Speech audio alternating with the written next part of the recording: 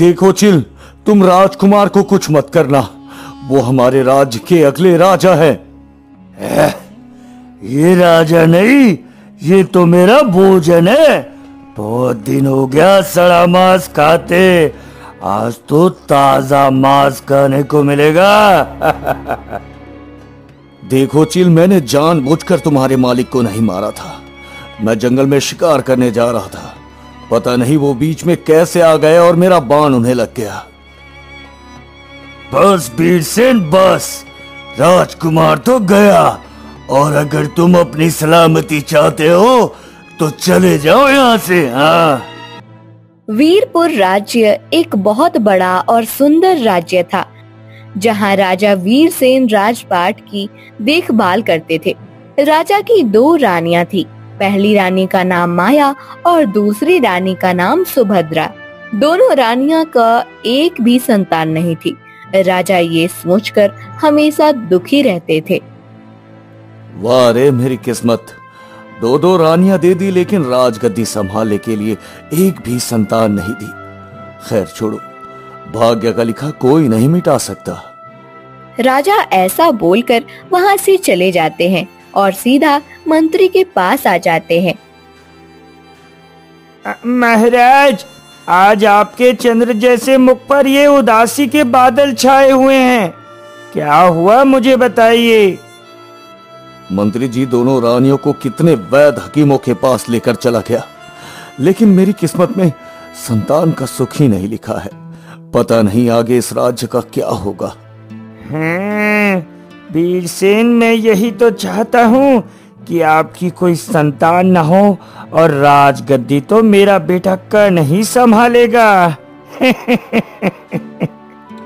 महाराज, आप चिंता न करें, आपको संतान का सुख जरूर प्राप्त होगा। हम तो यही दुआ करते हैं। मंत्री जी, अगर आपकी ये बात सच हो गई तो मैं आपके पूरे परिवार को सोने चांदी हीरे मोतियों से नहला दूंगा और आधा राज्य आपके नाम कर दूंगा। मूर्ख राजा, आधा राज्य नहीं, मैं तो पूरा राज्य हड़पने की फितरत में हूँ। बस आगे आगे देखते जाओ मैं कैसे इस राजा को फांसता हूँ। मंत्री जी, आज हमारा मन व्याकुल हो रहा है, चलो हम जंगल में शिकार करके आते हैं।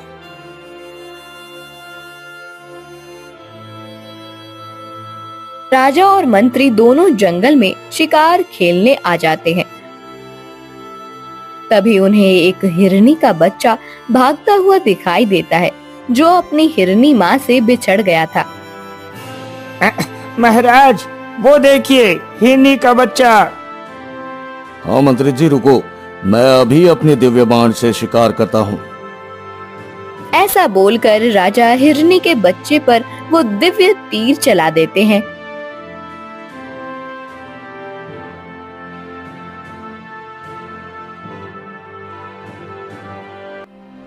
पता नहीं मेरा छुटकू कहाँ पर होगा, वो खेलते खेलते मेरे से बिछड़ गया, अब मैं उसे कहाँ पर ढूंढूं? ऐसा बोलकर हिरनी घने जंगल में चली जाती है।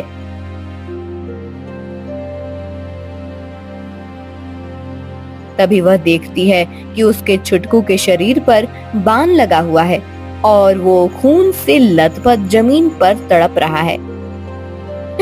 ये मेरे छुटकू को क्या हो गया? किसने मेरे छुटकू पर बाण का हमला किया? मेरे सामने आओ। तभी हिरनी की नजर राजा वीरसेन और मंत्री तरुण सेन पर जाती है। वो देखती है कि राजा के हाथ में धनुष है। हे राजन, मेरे बच्चे ने तुम्हारा क्या बिगाड़ा था? अगर तुम्हें शिकार करना ही था तो मेरा कर लेते। महाराज देखिए, हिरन खुद चलकर शिकार बनने आई है, इससे खुशी की बात क्या हो सकती है? खींचिए धनुष की डोरी और चला दीजिए बाण। नहीं मंत्री जी, हमने बहुत बड़ा पाप कर दिया। इस हिरनी को देखकर मुझे मेरी दोनों रानियों की याद आ गई। वो भी संतान के लिए कितनी व्याकुल रहती है। देखो हिरनी, मेरे से बहुत बड़ा पाप हो गया। मैं शिकार खेलने में इतना मदहोश हो गया कि मुझे दिखाई भी नहीं दिया और मैंने तुम्हारे बच्चे पर तीर चला दिया। हे राजा, तूने एक माँ की गोद खाली की है, इसका दंड तुम्हें भुगतना ही पड़ेगा। नहीं हिरनी, मैं वैसे भी किस्मत का मारा हूँ, मुझे और दंड ना दीजिए। इधर तड़प तड़प कर हिरनी के बच्चे की मौत हो जाती है। हिरनी अपनी मृत बच्चे को देखकर राजा से कहती है, राजन, तूने एक माँ के दिल को दुखाया। जा राजा, मैं तुझे श्राप देती हूँ, तेरी भी संतान तेरी आंखों के सामने तड़प तड़प कर मरेगी, लेकिन उस वक्त तू कुछ भी नहीं कर पाएगा। हिरनी राजा को श्राप देकर वहाँ से रोते रोते चली जाती है। मंत्री जी, अब मैं क्या करूं? वैसे भी मेरी कोई संतान नहीं थी। अगर कुदरती मेरी कोई संतान हो गई तो वो मेरी आंखों के सामने तड़प तड़प कर मर जाएगी। अब मैं क्या करूं मंत्री जी?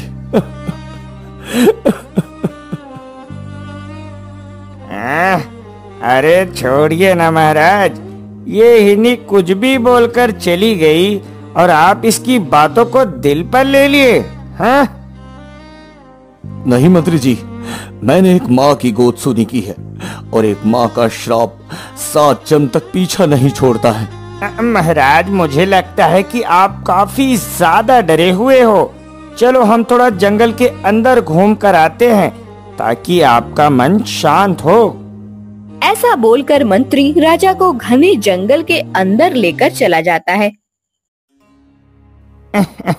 बस एक बार मौका मिल जाए, फिर इस वीर सिंह को पहाड़ से धक्का मारकर मृत्यु लोक पहुंचा दूंगा और महल जाकर रानियों से बोल दूंगा कि राजा शिकार करते करते खुद शेर का शिकार हो गए। और फिर मेरा बेटा राजगद्दी संभालेगा। हाँ। वो दोनों जंगल से काफी ज्यादा दूर एक पहाड़ी पर आ जाते हैं। तभी उन्हें दूर से आवाज सुनाई देती है, ओम नमः शिवाय, ओम नमः शिवाय, ओम नमः शिवाय, ओम नमः शिवाय, ओम नमः शिवाय। राजा और मंत्री दोनों उस आवाज की ओर जाने लगते हैं। तभी वो देखते हैं कि एक साधु महाराज पत्थर पर बैठकर तपस्या कर रहे हैं। तभी अचानक एक सांप साधु बाबा के पास आ जाता है। वो सांप जैसे ही साधु को डंक मारने वाला ही होता है, तभी राजा उस सांप पर बाण से हमला कर देते हैं।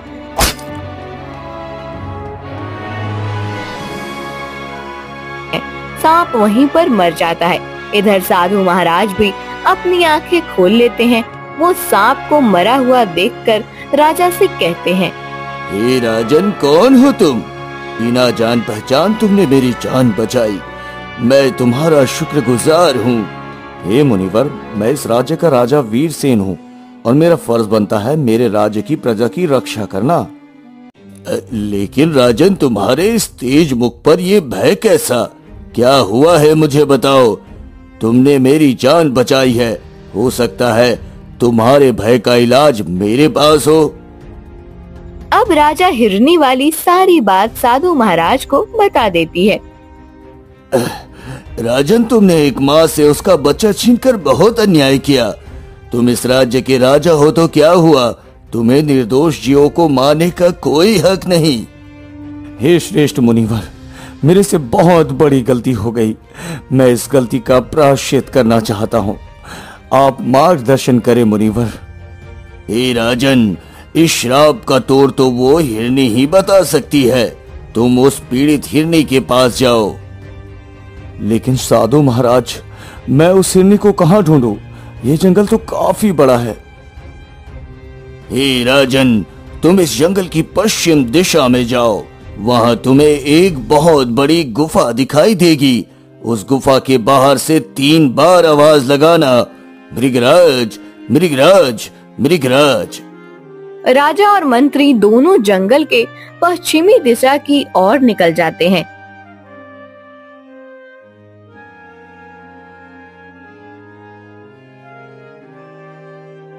ढूंढते ढूंढते उन्हें वो गुफा मिल जाती है।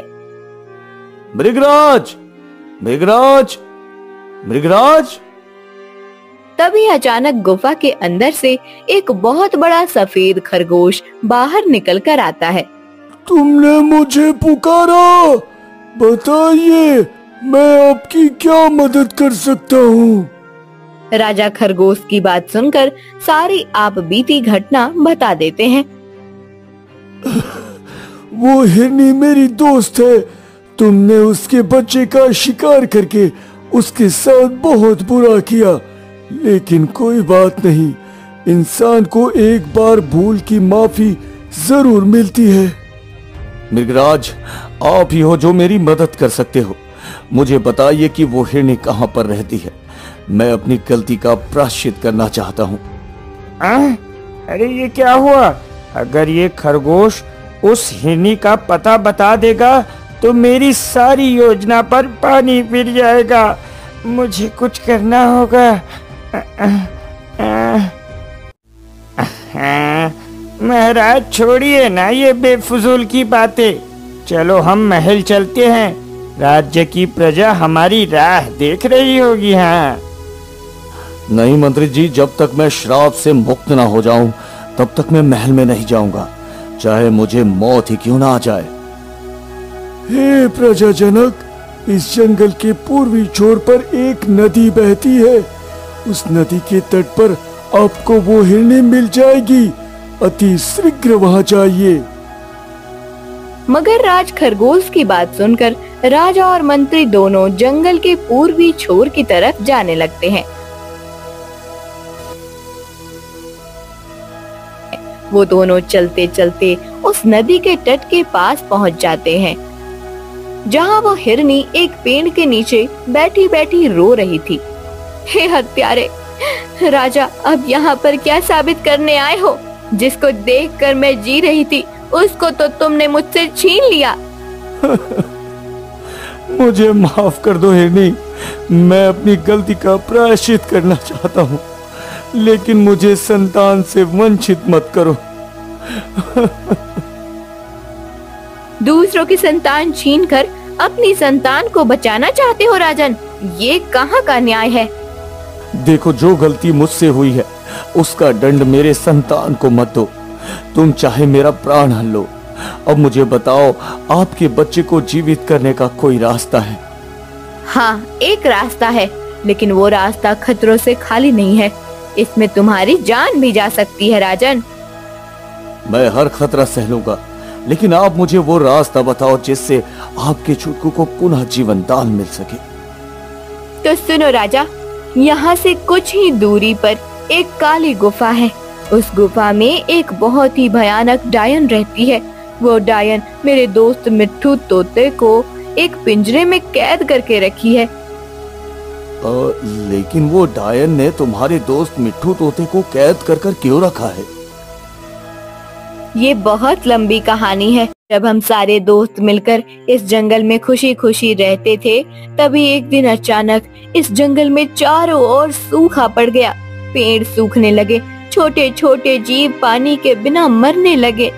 हिरनी बहन, कुछ करो, ये जंगल तो पूरा सूख गया है और हमारे साथी भी धीरे धीरे खत्म हो रहे हैं। पर मैं क्या करूं मिट्टू? मेरे खुद के बच्चे प्यासे बैठे हुए हैं। लेकिन हमें कुछ ना कुछ तो करना ही होगा, वरना ये जंगल कब्रिस्तान बन जाएगा। एक जगह बैठे रहने से कुछ नहीं होगा मित्रों, चलो चलते हैं, कोई ना कोई रास्ता तो जरूर मिलेगा। हाँ,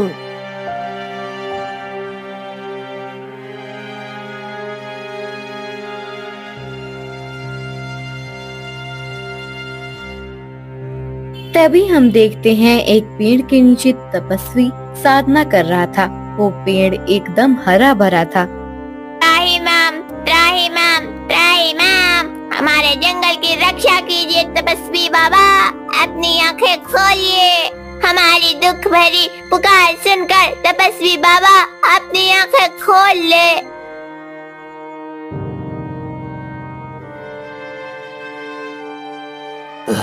बताओ, क्यों चिल्ला रहे हो? क्या हुआ तुम्हारे साथ? तपस्वी जी, हमारे जंगल की रक्षा करो। वहाँ चारों ओर अकाल छा गया है। पेड़ पौधे जीव जंतु सब धीरे धीरे नष्ट होते जा रहे हैं। हाँ तपस्वी बाबा, हमने देखा आप जिस पेड़ के नीचे तपस्या कर रहे हो वो पेड़ हरा भरा है। इसका क्या राज है, हमें बताइए ताकि हम अपने दोस्तों और जंगल को बचा सके। तपस्वी बाबा। साधु बाबा मृगराज की बात सुनकर अपनी तेजस्विनी विद्या से अपनी हथेली पर एक फूल प्रकट करते हैं। परिंदों, इसे मामूली फूल मत समझना। ये फूल जिसके पास रहेगा वो हमेशा अमर रहेगा। इस फूल की खुशबू से ही तुम्हारे जंगल का अकाल हमेशा के लिए दूर हो जाएगा। हम वो जादुई फूल लेकर अपने जंगल में आ जाते हैं। उस जादुई फूल की खुशबू से हमारे जंगल में चारों ओर बारिश होने लगती है। कुछ ही दिनों में हमारा जंगल पहले जैसा ही हरा भरा हो गया था।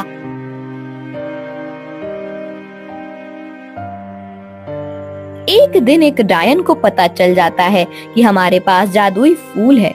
वो हमारे जंगल में आ जाती है।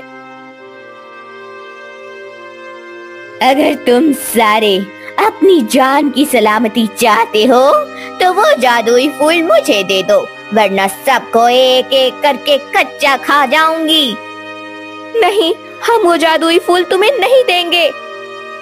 लेकिन तभी मिट्टू डायन को चकमा देकर वो जादुई फूल लेकर वहाँ से उड़ जाता है और उस फूल को कहीं पर छुपा देता है। और वो डायन भी मिट्टू तोते को कैद करके अपने साथ ले जाती है। हे राजन, तुम्हें उस डायन के चंगुल से मिट्टू तोते को आजाद करना है ताकि वो जादुई फूल हमें मिल सके और मेरा छुटकू पुनः जीवित हो सके। अरे वाह मेरी किस्मत! वीरसेन उस तोते को आजाद कराते कराते खुद कैद हो जाएगा और डायन राजा को मार देगी। फिर राजमहल पर सारा अधिकार मेरा। अरे वाह! मंत्री जी, चलिए हम उस डायन से मिट्टू को आजाद कराते हैं ताकि मैं जल्दी से श्राप से मुक्त हो सकूं। महाराज, मेरे पुत्र की तबीयत काफी ज्यादा खराब है। मैं उसे घर में अकेला छोड़कर आया हूँ। आप जाइए, मुझे तो महल वापस जाना होगा। ठीक है मंत्री जी, जैसी आपकी इच्छा। ऐसा बोलकर राजा काली पहाड़ी की ओर निकल जाते हैं। इधर मंत्री तरुण सेन भी राजमहल के लिए निकल जाता है। इसे बोलते हैं नेले पर दहला। वीरसेन को मारना मैं चाहता था, लेकिन मेरा काम वो डायन कर देगी। अब राजमहल और दोनों रानियों पर सिर्फ मेरा अधिकार होगा। मेरा इधर राजा भी उस काली गुफा के पास पहुंच जाते हैं।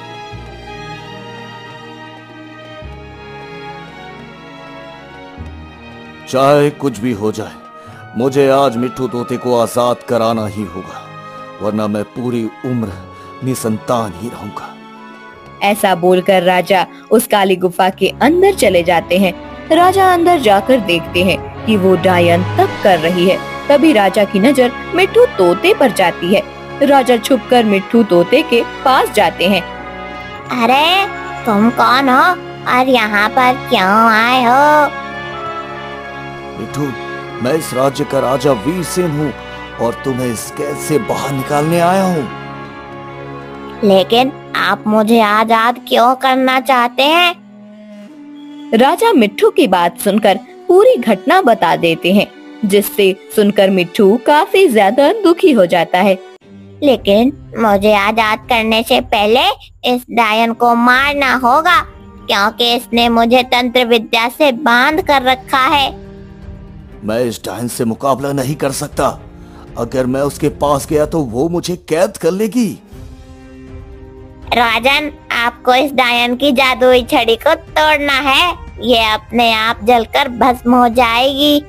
राजा मिट्टू तोते की बात सुनकर वो छड़ी उठा लेते हैं। तभी उस डायन को पता चल जाता है। देखो, मैं तुम्हें कुछ नहीं करूंगी। तुम मेरी छड़ी मुझे वापस कर दो। नहीं महाराज, ये छड़ी उस डायन को वापस मत देना, वरना ये आपको भी कैद कर लेगी। आप जल्दी से इस छड़ी को तोड़ दीजिए। देखो, तुम इस मूर्ख तोते की बातों में मत आना, जल्दी वो छड़ी मुझे दो। राजा वीरसेन जल्दी ही उस डायन की छड़ी को तोड़ देते हैं। छड़ी तोड़ते ही डायन उसी जगह जलकर भस्म हो जाती है। डायन के भस्म होते ही मिट्ठू तोता भी आजाद हो जाता है। राजन, आज आपने मेरी जान बचाकर मुझ पर बहुत बड़ा उपकार किए हो। भगवान आपका भला करे। मिट्टू, ये तो मेरा फर्ज था। चलो जल्दी अब हम हिरनी के पास चलते हैं। राजा और मिट्ठू तोता उस काली गुफा से चले जाते हैं।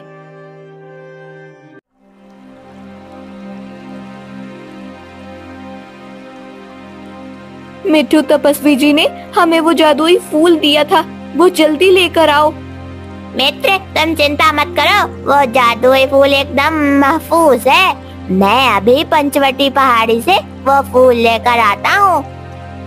ऐसा बोलकर मिट्ठू तोता वहाँ से उड़ जाता है।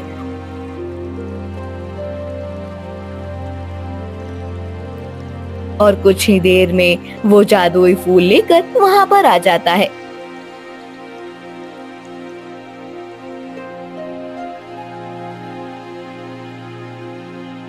जैसे ही उस जादुई फूल को छुटकू के शरीर पर मलते हैं, छुटकू तुरंत अपनी आंखें खोल लेता है। हे राजन, आज आपकी वजह से मेरा छुटकू पुनः जीवित हो पाया है। आप महल जाइए, कुछ ही दिनों में आपको खुशखबरी मिलने वाली है। हिरनी, मैं वादा करता हूँ, आज के बाद मैं किसी जीव जंतु का शिकार नहीं करूँगा। राजा ऐसा बोल ही रहे थे, तभी वो साधु भी वहाँ पर आ जाते हैं, जिन्हें राजा ने श्राप से बचाया था। महाराज, मैं भी आपको सच्चाई बताने आया हूँ। कैसी सच्चाई साधु बाबा?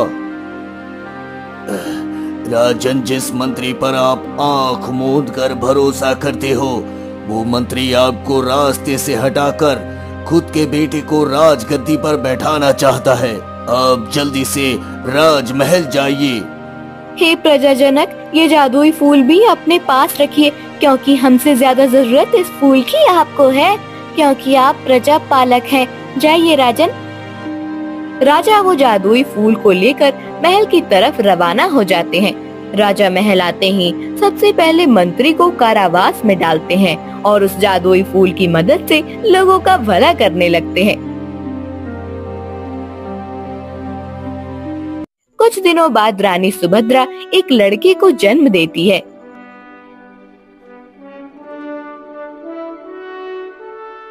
महाराज की जय हो। महाराज, रानी सुभद्रा ने लड़के को जन्म दिया है। राजा ये सुनकर फूले नहीं समाते हैं। आखिरकार मेरी राजगद्दी संभालने वाला राजकुमार आ ही गया। आज मैं बहुत खुश हूँ।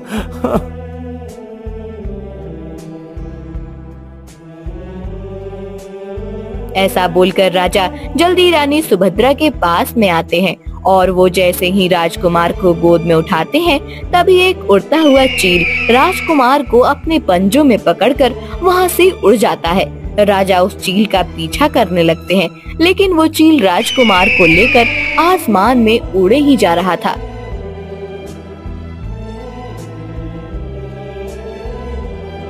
देखो चील, मैं तुम्हारे आगे हाथ जोड़ता हूँ, मेरे राजकुमार को छोड़ दो। राजकुमार मेरा शिकार है, अब तो मैं इसे खाऊंगा, तभी मेरे आत्मा को संतुष्टि मिलेगी।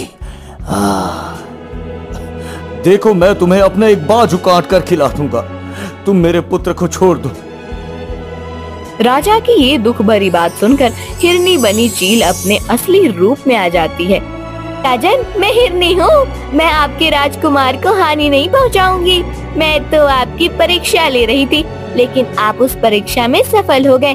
मैं चलती हूँ, मेरा छुटकू इंतजार कर रहा होगा। ऐसा बोलकर हिरनी वहाँ से चली जाती है। इधर राजा भी राजकुमार को वापस महल लेकर आ जाते हैं।